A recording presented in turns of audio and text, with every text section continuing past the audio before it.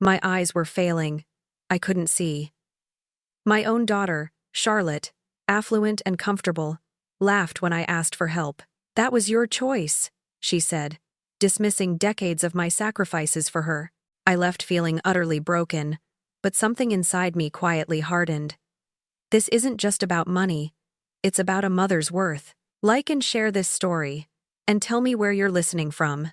The world was dissolving into a watercolor blur, colors bleeding into one another, edges softening into indistinguishable smudges. 64 years old, and my independence was being stolen, one fuzzy day at a time. It wasn't just the annoyance of not being able to read labels at the grocery store or distinguish faces across a room. It was the terrifying reality of navigating traffic, of risking my life and the lives of others every time I turned the ignition key. Dr. Davis had been blunt. Severe cataracts, rapidly progressing. $10,000 for surgery. And he urged me not to delay. $10,000, a figure that loomed larger and more menacing than any blurred image my failing eyes could conjure. I sat across from Charlotte in the chic, sun-drenched coffee shop, my hands twisting the strap of my worn handbag beneath the table. The aroma of artisanal espresso and expensive pastries filled the air, a stark contrast to the churning anxiety in my stomach. Charlotte, my beautiful, successful daughter, looked impeccable as always.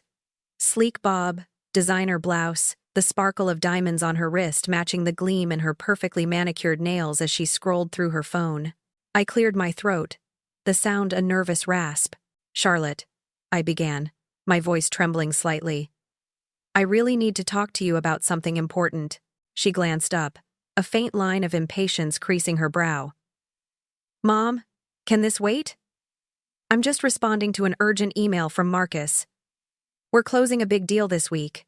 Her eyes immediately darted back to the screen, her thumb still scrolling with practiced ease. "No, it can't wait," I insisted, a flicker of desperation making me bolder. "It's my eyesight. It's gotten so much worse. Dr. Davis says I need surgery. And soon." Charlotte sighed, finally putting her phone face down on the polished marble table, though her gaze still seemed distant, preoccupied. "Mom, you're being dramatic again. You've been complaining about your eyes for months. Just get new glasses. Isn't that what you usually do?" She gestured vaguely with a dismissive wave of her hand. "It's not just glasses this time, sweetheart," I explained, trying to keep my voice steady. "It's cataracts. They're severe. Just last week, I almost had an accident backing out of the driveway. A bicyclist. I didn't see him until he was practically on top of me. It scared me half to death." My voice cracked on the last word, the memory vivid and terrifying. Charlotte's expression remained impassive, almost bored. "Well, you should be more careful then. Maybe you shouldn't be driving if it's that bad. How much are these special glasses going to cost anyway?" "It's not glasses, Charlotte. It's surgery. Cataract surgery." I took a deep breath, steeling myself for the number. "It's $10,000. The words hung in the air for a moment, then Charlotte let out a sharp, incredulous laugh. It wasn't a warm, amused sound, but one edged with a brittle, almost derisive tone. $10,000? Mom, do you think money just grows on trees? Marcus and I have our own expenses, you know. That new addition to the house isn't paying for itself, and tuition for little Leo's private preschool is astronomical." She picked up her latte, taking a slow, deliberate sip, as if my desperate plea was merely an inconvenience interrupting her perfectly ordered life. A cold knot tightened in my chest. "Charlotte, I'm literally losing my sight. I can't work. I can barely drive. I don't have that kind of money. You know I don't." My voice was quiet now, tinged with a hurt that went deeper than my failing vision. "Do you remember when you wanted to go to private college? How I worked 3 jobs.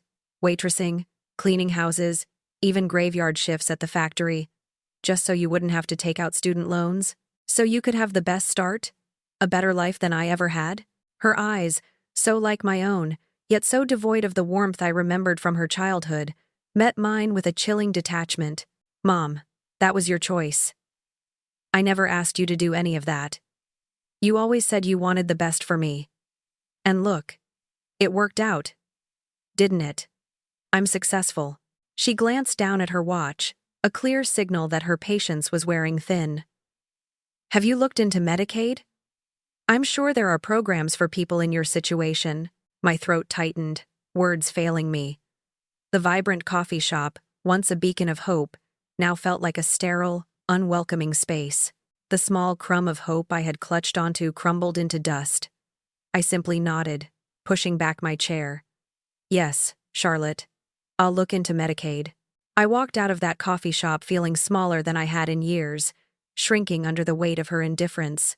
The bright afternoon sun, usually a welcome sight, was a blinding haze that made the drive home terrifyingly difficult. Every car that passed seemed to merge into a single, rushing current, and I gripped the steering wheel so tightly my knuckles ached. Once home, I fumbled my way to the kitchen table, pulling out my worn ledger. My meager savings account balance stared back at me. $2,300. A pittance against the $10,000 I needed. It was less than a quarter of the total. I knew it. But seeing it there, in black and white, was like a physical blow. A few hours later, the phone rang. It was Sarah from Dr. Davis's office, calling to schedule my pre-op appointment. Dr. Davis has an opening next Tuesday. Eleanor, she chirped, her voice bright and efficient. How does that sound? My heart sank. Sarah, I'm afraid I'll have to delay. There's a financial issue. The words tasted like ash. I heard her sympathetic sigh on the other end, but sympathy wouldn't clear my vision. That night, I sat alone in the dark living room, the television a muted, forgotten hum. The truth was a sharp, painful clarity in the darkness, cutting through the comfortable self-deception I'd wrapped myself in for years. I had always made excuses for Charlotte, attributed her increasing self-absorption to her busy life, her demanding career, her focus on her own family. But sitting there, blind and broken, I finally admitted it to myself. Charlotte wasn't busy. She was selfish. And she always had been. I just hadn't wanted to see it.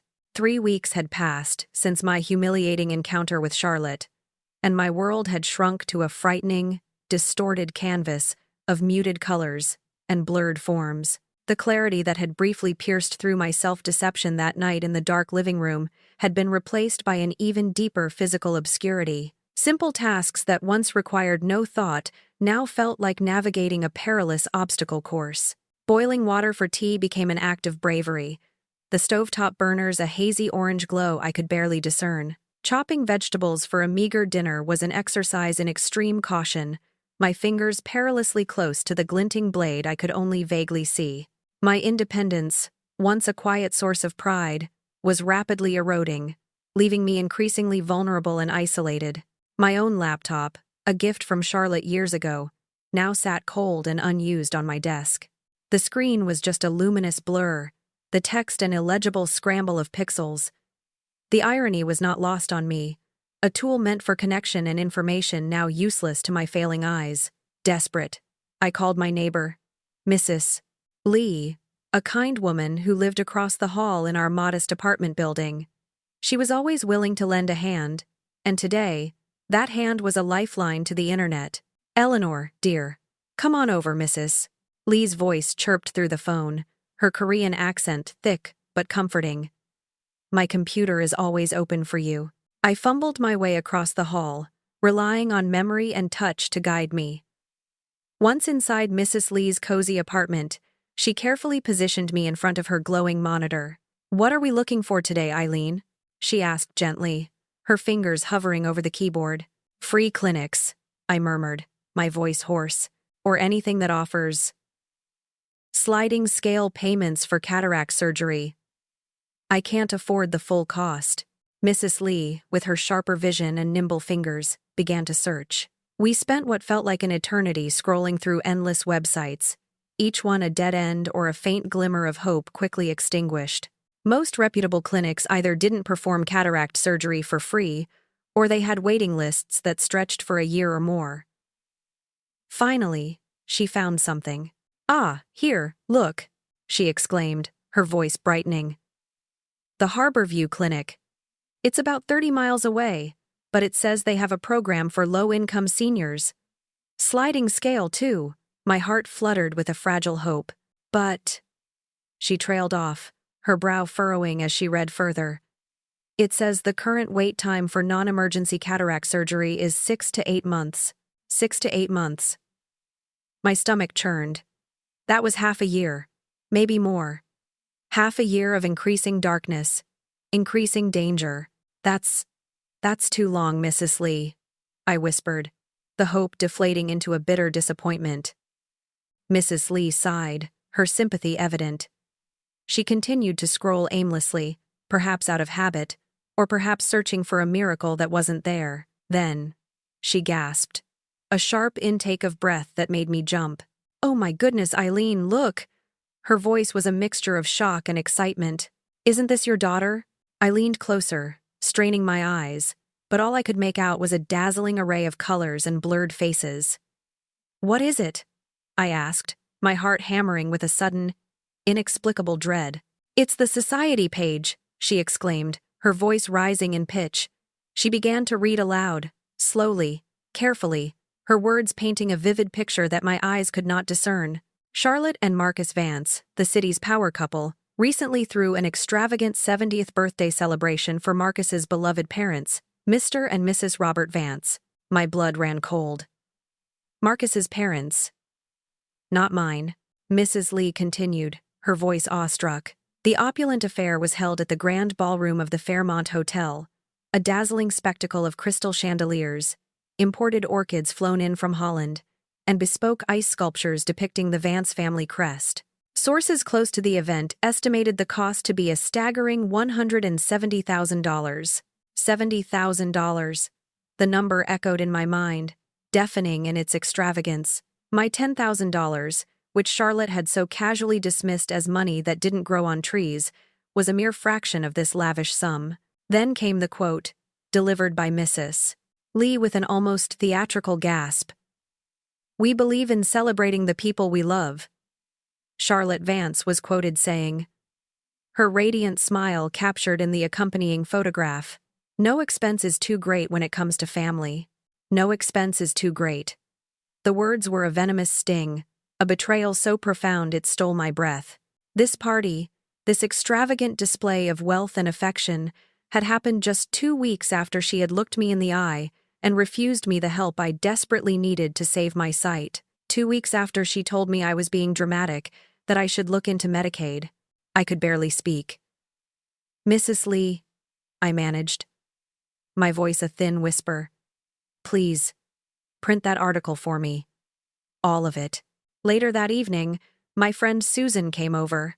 She was my rock, a fiercely loyal woman who always told me the truth, no matter how painful.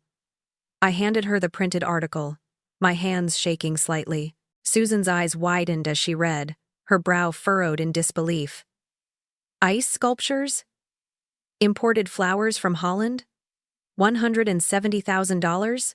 She shook her head, her face a mask of disgust. "Eleanor, I am so sorry. How could she?" She reread Charlotte's quote aloud, her voice laced with incredulity. "No expense is too great when it comes to family. That's rich, coming from her. After she let you struggle like this," Susan put the article down, then, almost instinctively, picked up her phone. "Let me see if there's anything else about this little charity event." She scrolled for a moment, then gasped again, a sound eerily similar to Mrs. Lee's earlier one. "Eleanor, listen to this.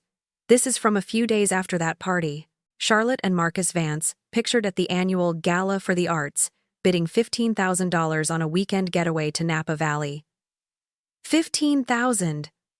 For a weekend trip. Susan threw her phone down on the table, her eyes burning with indignation. "This wasn't about money, was it, Eleanor?" "Not really. She has it. Loads of it. She just didn't want to spend it on you." I closed my eyes, a wave of profound sadness washing over me. "No, Susan," I said, my voice barely audible. "It wasn't about money. It was about worth." The printed newspaper articles lay on my kitchen table, stark white rectangles against the worn linoleum. Each headline, Each carefully selected quote was a fresh wound, a harsh reminder of Charlotte's true nature. They were no longer just pieces of paper. They were a mirror reflecting the decades of subtle slights, the quiet embarrassments, and the growing chasm between us that I had stubbornly refused to acknowledge. I remembered Charlotte, a teenager, refusing to be dropped off directly in front of her high school because my old car was too embarrassing. I recalled her insistence on meeting me only in upscale neighborhoods, never in my own modest apartment complex, a clear signal that my humble surroundings were not a part of her carefully curated image. Each memory, once easily dismissed as youthful vanity, now twisted into something far more sinister. A deep-seated shame for her own mother. The silence of my apartment was broken by the shrill ring of the telephone. My heart gave a small, involuntary leap. It was Charlotte. Her name flashed on the caller ID, a bright, intrusive light in my dimming world. I hesitated for a moment, then took a deep breath and answered, "Mom! Hi!" Her voice was bright, cheerful, normal, the same tone she used for superficial pleasantries, utterly devoid of the warmth I once longed for. "How are you doing? Everything all right?" A bitter laugh almost escaped my lips. Everything all right? My vision was deteriorating, my financial situation was dire, and my own daughter had just spent a fortune celebrating her in-laws while denying me the cost of sight-saving surgery. But I held it in. "My vision is getting worse, Charlotte," I stated plainly, keeping my voice as even as possible. The blur had become a dense fog, even indoors. There was a slight pause on her end, a beat of uncomfortable silence. Then, a hurried, dismissive tone. "Oh, Mom, still? Have you looked into those programs we talked about, Medicaid or whatever? You know, the ones I mentioned at the coffee shop?" Her tone suggested this was a chore, a box she needed to tick off. Before I could respond, she launched into her own news, oblivious to my growing despair. "Marcus and I are planning our next trip. A European vacation. 10 days, exploring the Mediterranean coast. It's going to be absolutely divine. We just booked the flights and a few boutique hotels. It's setting us back about $15,000 for the two of us, but it'll be worth it, for the experience. $15,000 for 10 days of leisure." The number landed like another punch to the gut.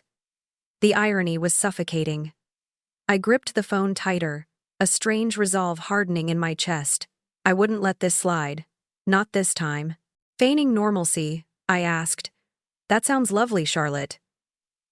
A long silence stretched between us, so long that I wondered if the call had disconnected.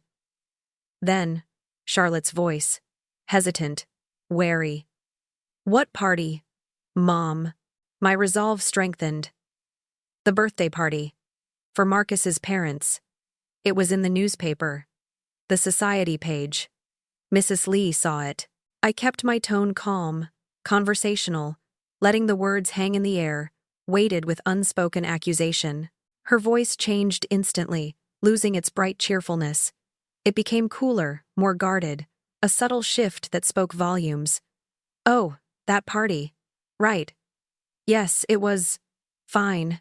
A bit over the top, really," Marcus's parents insisted. "You know how they are."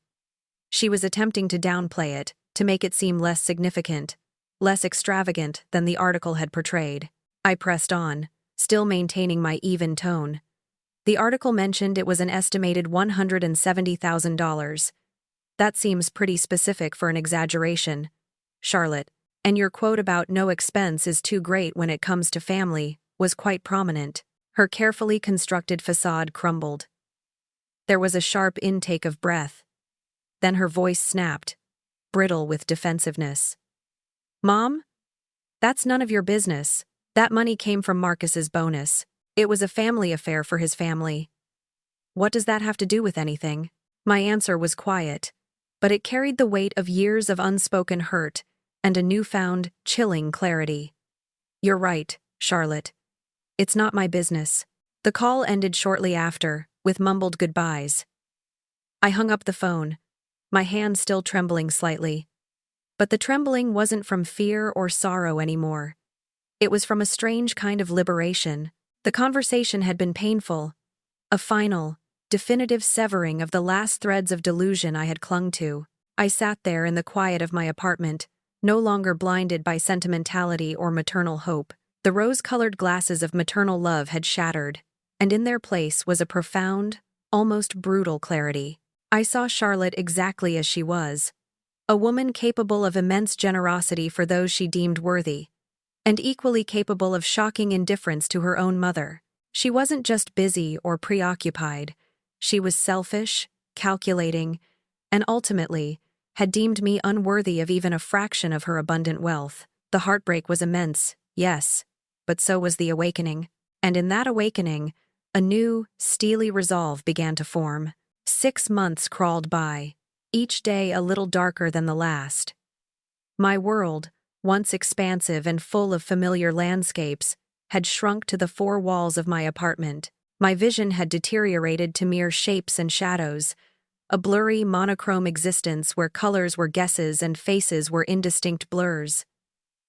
The freedom of driving, once a given, had become a dangerous memory. After nearly hitting a mailbox, mistaking it for a bush, I'd finally surrendered my car keys, accepting the bitter reality of my increasing dependency.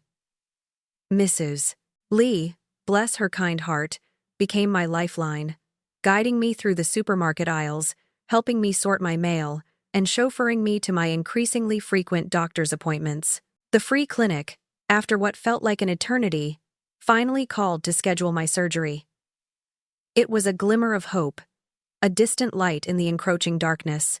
But even that relief was tempered by the stark reality. The earliest available slot was still 4 months away. 4 more months of living in this hazy, uncertain world, of fearing every step I took outside my door. One Tuesday morning, as I was fumbling through my meager pantry, Mrs. Lee's familiar knock echoed through my apartment. "Eleanor, dear, I have something for you," she chirped, her voice always a welcome sound. When I opened the door, she pressed a small, rectangular slip of paper into my hand. "What is this?" I asked, my fingers tracing the smooth surface. I could barely make out the faint numbers and lines. "A lottery ticket," she announced with a triumphant flourish. "Consider it an early birthday present. I always buy one on Tuesdays. This one's for the big jackpot. $8.2 million. I sighed, a wave of weariness washing over me. "Mrs. Lee, you know I don't believe in gambling. It's a waste of good money." My mind was already preoccupied with a new, equally pressing concern. A $2,000 medical bill that had arrived yesterday, a leftover from a specialist visit the free clinic didn't cover. It sat on my counter, mocking my empty bank account. I put the lottery ticket down on the table, barely glancing at it. The distant possibility of winning such an abstract sum utterly overshadowed by my immediate, concrete problems. The next morning, I was jolted awake by a frantic, insistent pounding on my door. It was Mrs. Lee, her voice breathless and tinged with an unusual urgency. "Eleanor! Eleanor! Are you awake? Where's your ticket?" I fumbled my way to the door, my heart pounding with a sudden, inexplicable dread. "What's wrong, Mrs. Lee? What ticket?"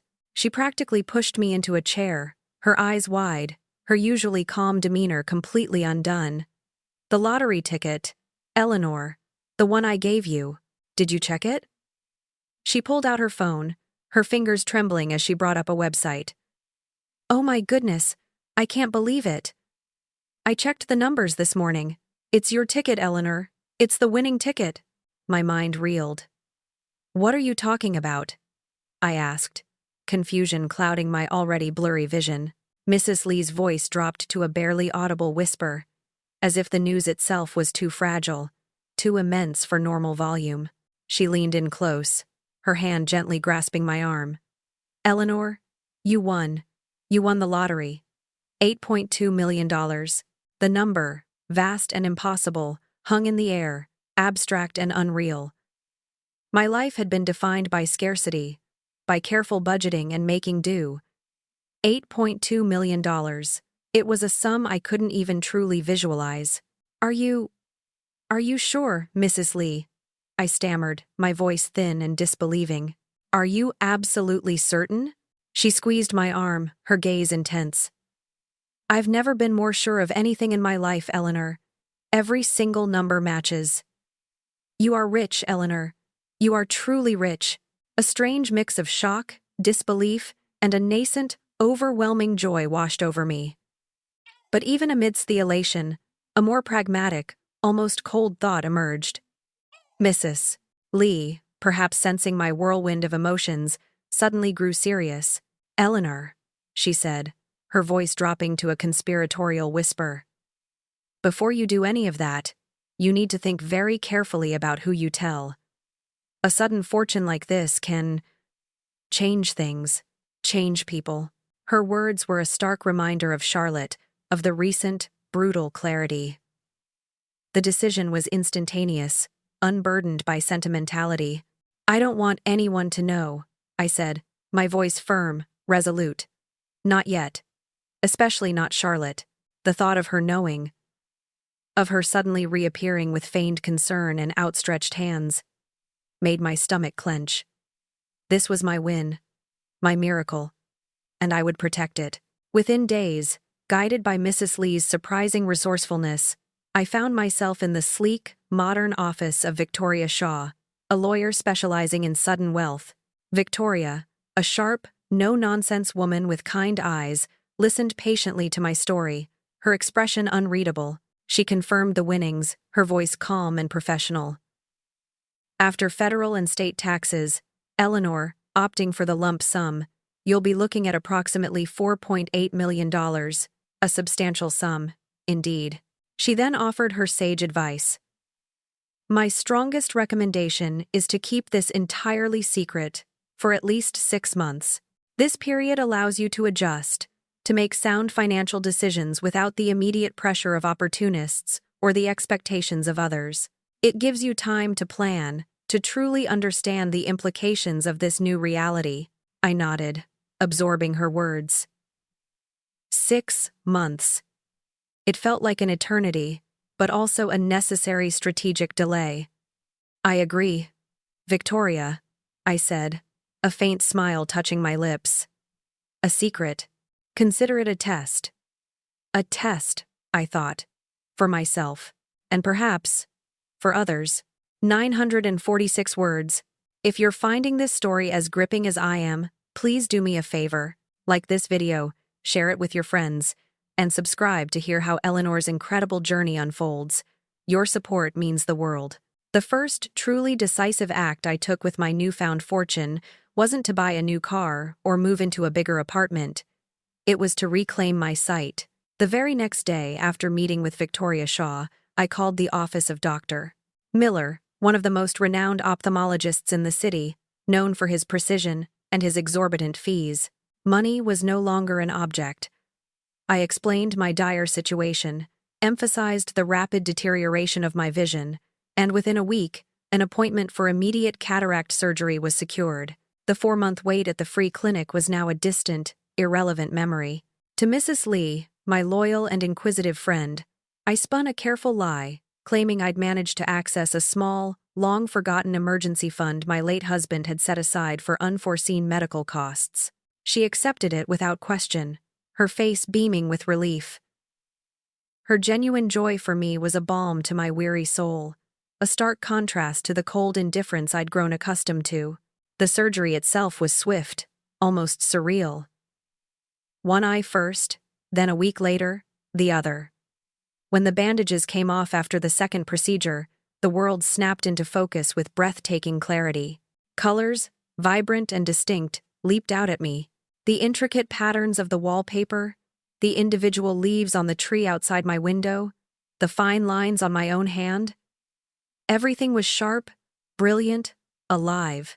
It was like being reborn, shedding years of dullness, and living in a world perceived through a clean, unblemished lens. This new clarity wasn't just physical.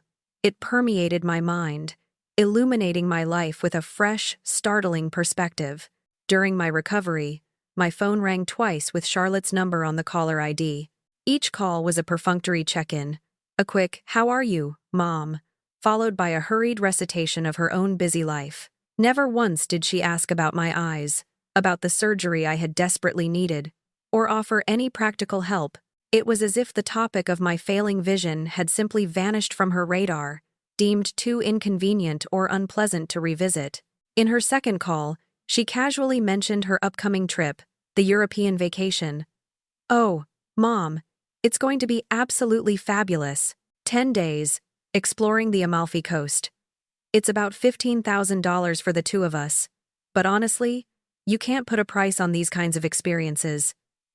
$15,000, the exact amount she and Marcus had spent on that weekend getaway to Napa Valley, and money she had declared unobtainable for her own mother's critical medical needs.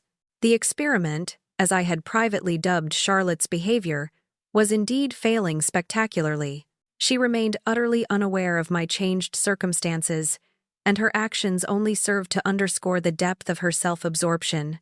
Just 2 weeks after my surgery, with my vision now perfectly restored, Charlotte called again, her voice bubbling with an almost frantic excitement. "Mom, you won't believe what Marcus and I picked up at the charity auction last night.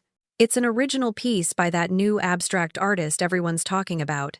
We had to outbid the Davisons, but it was worth every penny. $25,000. It's going to look amazing in the foyer." Then, almost as an afterthought, a casual barb delivered with an unconscious cruelty. "Though I don't know if you'll be able to see it clearly with your eyesight, Mom. It's quite intricate." A cold, hard smile touched my lips. She had no idea that I could now see every brushstroke, every subtle nuance of color with startling precision. Her words, once painful, now simply highlighted her disconnect, her ingrained assumption of my perpetual infirmity. I walked to the mirror, my steps light, confident. The face that looked back at me was still mine, etched with the lines of 64 years of a life marked by hardship and sacrifice. But something fundamental had shifted. My eyes, no longer clouded by cataracts, held a new gleam, a spark of resolve that hadn't been there before. I saw a woman who was harder, clearer, more certain than the one who had sat, trembling, in that coffee shop, begging for help. The past months of living in both physical and emotional darkness had stripped away my illusions, leaving behind a core of steely determination. With both physical clarity and this profound, metaphorical clarity about my life and Charlotte's place in it, I began to formulate a plan.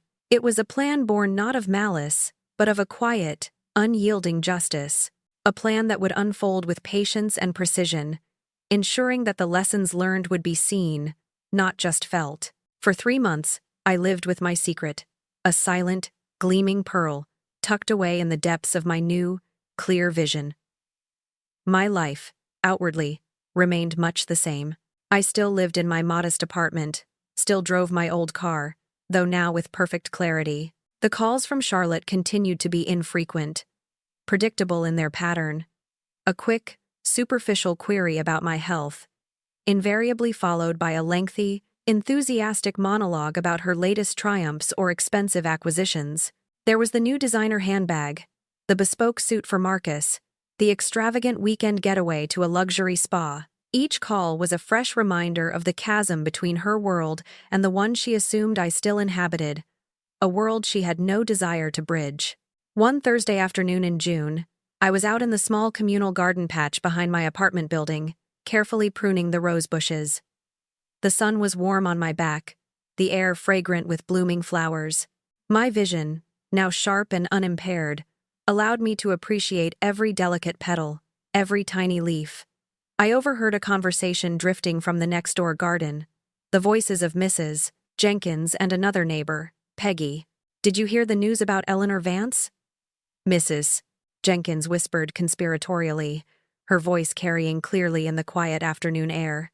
"Oh yes, I heard," Peggy replied, her tone equally hushed but buzzing with excitement. "Unbelievable, isn't it? $8.2 million. Can you imagine?" My pruning shears froze mid-snip. The lottery. My lottery. Victoria Shaw had warned me that my name would eventually be published, as per lottery rules, marking the official end of my grace period of secrecy. I had expected it, prepared for it, but hearing it spoken aloud, so casually, still sent a jolt through me. Yes, Mrs. Jenkins continued. She won the big jackpot. I saw it in the paper this morning. My. Good for her, I say. I swallowed, a dry knot forming in my throat. The time had come. I knew, with a certainty that chilled me to the bone, exactly who would be calling next. It wouldn't be long. Exactly 4 hours later, the phone rang. It was Charlotte. Her name glowed on the caller ID, a beacon drawing me into the next phase of my quiet plan. I picked up, my heart beating a steady, measured rhythm. Mom! Her voice was breathless, excited, completely different from her usual detached politeness. It held an almost frantic energy, a manufactured warmth that grated on my ears. Mom, I just heard the most incredible news. From Mrs. Jenkins, of all people, she said. She said you won the lottery. The big jackpot. Is that true? I allowed a beat of silence, letting her anticipation build. Then, I simply confirmed, yes, Charlotte. It's true. A gasp of pure, unadulterated excitement, barely masking a thinly veiled greed, spilled through the phone line. Mom! Oh my goodness! Why didn't you tell me? I can't believe it. That's amazing. $8.2 million. Marcus and I saw the numbers. We can drive over right now. Mom, we can help you figure out what to do. You'll need financial advisors, investment strategies, estate planning. She rattled off the words, her voice gaining speed, already envisioning herself at the helm of my new fortune. I cut her off, my voice calm, almost placid. Thank you, Charlotte, but that won't be necessary. I've already made all the arrangements. I have a lawyer, an accountant, a financial planner. All of that is taken care of. There was another pause, a subtle shift in her tone. The initial rush of excitement deflated slightly, replaced by a more calculating, almost manipulative sweetness. Oh, well, that's wonderful, Mom. So proactive of you. She then pivoted, quickly changing tack. Well, then, we simply must celebrate. How about we come over this weekend? I can make your favorite meal. Remember that pot roast you always loved? Or maybe we should go out, somewhere really special? On us, of course. The mention of my favorite meal was a blatant attempt to conjure a closeness that hadn't existed in years. The last time Charlotte had cooked for me was when she was a teenager, reluctantly helping out after I'd had a bad flu. I hadn't tasted her cooking in decades, let alone her preparing my favorite meal. That's very kind of you, Charlotte, I replied, my voice still even, betraying nothing. But I won't be available this weekend. I'm actually looking at houses now, thinking of moving somewhere nicer, perhaps out of the city. Her voice grew higher, more strained, the saccharine sweetness evaporating to reveal a hint of panic. Moving? Mom, why would you move? This is your home. What about family? We're here. You can't just up and leave. It's so sudden. I allowed myself a small, internal smile. Sudden? Like the sudden revelation of my worth, or lack thereof. In her eyes, well, Charlotte, I said, a pointed edge to my voice. We don't see each other very often now, do we? So I doubt it will make much difference where I live. Mom, that's not fair. Charlotte's voice, now high-pitched and truly flustered, sliced through the phone. You know how busy Marcus and I are. Our careers, Leo's school, the house. It's just been a crazy few years. But now that your situation has improved, obviously, we can spend much more time together. We can go on trips, you can visit us more often, maybe even move closer to our neighborhood. The desperation was palpable, almost pathetic. She was trying to rewrite history, to bend reality to fit her sudden, convenient resurgence of maternal affection. I felt a cold, almost surgical detachment. I'm sorry, Charlotte, I said, my voice betraying no emotion. But I have some calls to make regarding these houses. I really must go. No, wait, Mom, she cried, her voice cracking. Please, don't hang up. Maybe I should just come over tonight. We could talk in person. Clear the air. The idea of her trying to clear the air with her newfound clarity was almost laughable. This was it. The moment I had been anticipating, preparing for. My voice remained steady, each word measured and precise. Where were you, Charlotte, when I needed cataract surgery? Where were you when I was nearly blind and couldn't afford medical care? When I was terrified of driving, when cooking was a danger, when my world was shrinking to shadows? A stunned silence followed, thick and heavy. When Charlotte finally spoke, her voice was weak, riddled with an unfamiliar guilt. Mom, you know our financial situation was. We had so many expenses. The house, Leo's tuition, Marcus's business investments. I cut her off, the dam of polite pretense finally breaking. Your financial situation was just fine, Charlotte. In fact, it was quite extravagant. Tell me, how was that $170,000 birthday party for Marcus's parents? The one with the imported orchids and ice sculptures? A choked gasp. How do you know about that? She demanded, her voice sharp with shock and indignation. That was Marcus's bonus money. It had nothing to do with anything else. The deflection was immediate, the attempt to compartmentalize her lavish spending from my desperate need. Oh, it had everything to do with it, I retorted, the iciness in my voice growing. Because 2 weeks before that extravagant display, you laughed in my face when I asked for $10,000 to save my eyesight. You told me money didn't grow on trees. You told me to look into Medicaid. I paused, letting that sink in. And what about that $15,000 weekend trip to Napa Valley? And the $25,000 abstract art piece for your foyer? All those months when I was struggling, when I was trying to find a free clinic that might get me surgery in a year, you were watching me fail and doing nothing. You were spending money on parties, on art, on luxury trips, while your own mother was going blind. Charlotte's response was a desperate scramble for control. Mom, please, let's not dwell on the past. What matters is now, right? We can make things right. We can be a family again. Let's just focus on the future. My final assessment was cold, definitive. What matters, Charlotte, is that I know exactly who you are now. And with that, I ended the call. The silence that followed was profound, a sudden, almost sacred stillness after the storm of words. But it didn't last. My phone immediately sprang to life, buzzing insistently. It was Charlotte again, then Marcus, then Charlotte once more. I watched their names flash across the screen, a flurry of missed calls. Then the voicemails began to pile up. Each one a chaotic mix of frantic apologies, tearful pleas, and then, inevitably, sharp, self-righteous accusations. How could you hide this from me, Mom? We're your family. You've changed, Mom. I didn't listen to a single one. I simply deleted them all, one after another, feeling nothing but a weary sense of finality.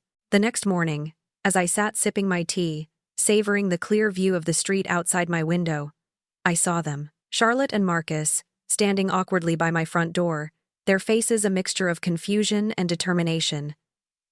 They had come, just as I knew they would. Through the window, I watched Charlotte pace nervously outside my door, her expensive heels clicking impatiently on the communal hallway floor. Marcus stood a few steps behind her, looking uncomfortable and clearly wanting to be anywhere else. Charlotte shouted, her voice muffled but insistent. Mom, open the door. Please, just let us in. I need to explain. I walked to the window, sliding it open just enough to create a sliver of an opening, allowing sound to pass but keeping my barrier firmly in place. What do you want, Charlotte? I asked, my voice calm, unwavering. I can hear you fine from here.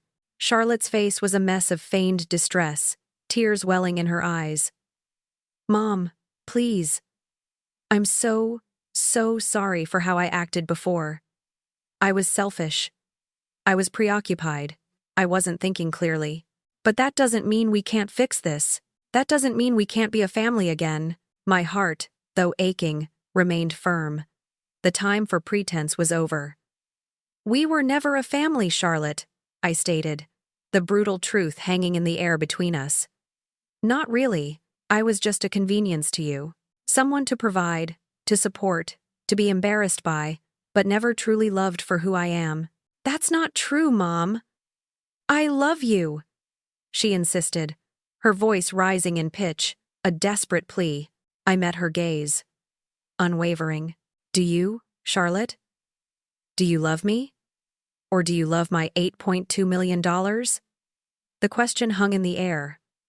A poison arrow finding its mark. She flinched, her eyes widening, her carefully constructed facade crumbling in an instant. I'm 64 years old, Charlotte, I continued, my voice imbued with a deep, bone-weary exhaustion. And I'm tired. I'm tired of being disappointed by the people who are supposed to love me. I'm tired of making excuses for your selfishness. I'm just tired. Charlotte began to cry openly now, real tears streaming down her face. Mom, please don't give up on me. I can change. Just give me a chance. Goodbye, Charlotte, I said, my voice soft but final.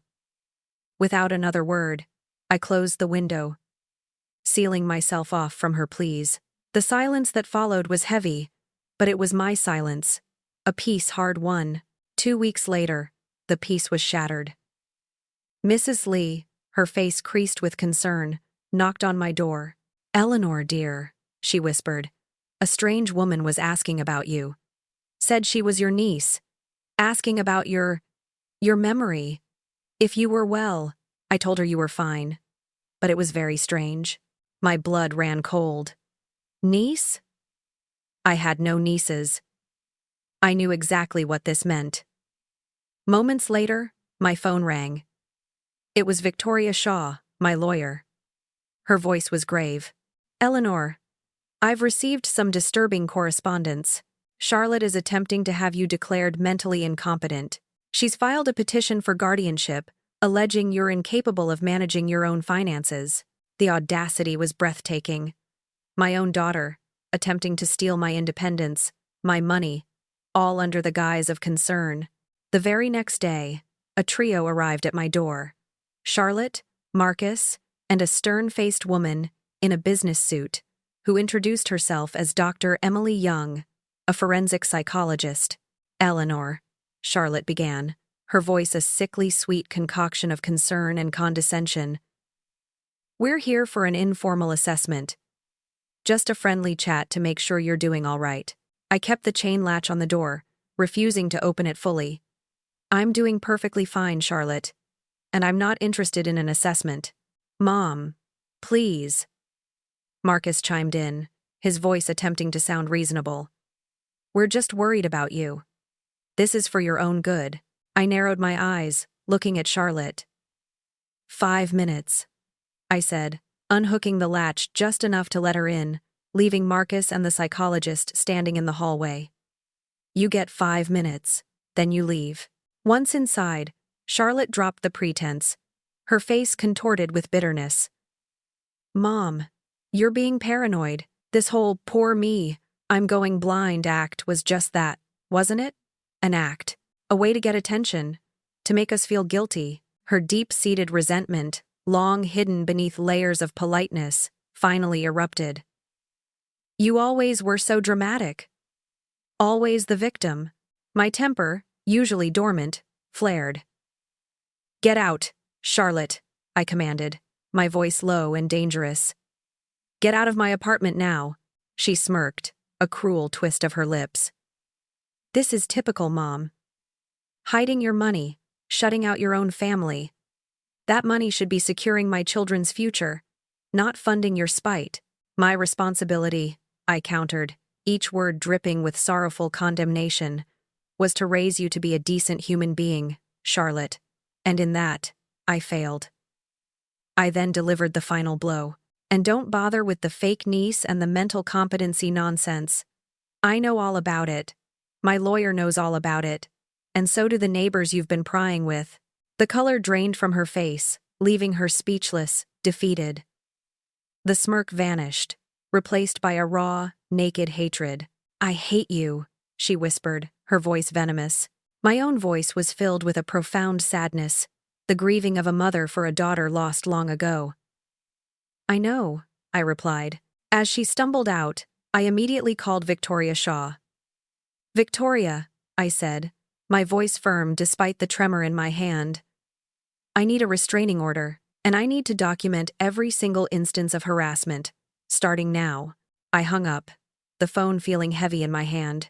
The tears finally came, not for the money or the betrayal, but for the daughter I had mourned.